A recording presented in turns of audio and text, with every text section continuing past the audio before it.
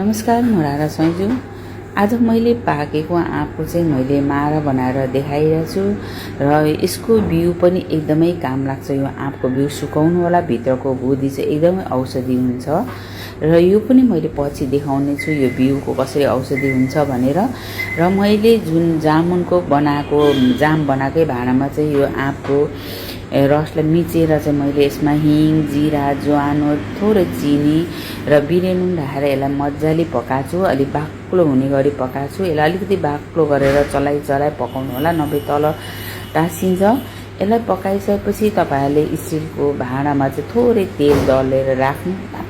गणेशमान कृष्णकारी सैजु स्मृति प्रतिष्ठान र मिलिजुली सामाजिक प्रतिष्ठानको संयुक्त आयोजनामा हाम्रो इच्छा बालबालिकाको शिक्षा, गृहिणी दिदीबहिनीलाई उद्यमी बनाउने हामी मिलिजुली परिवारको इच्छा।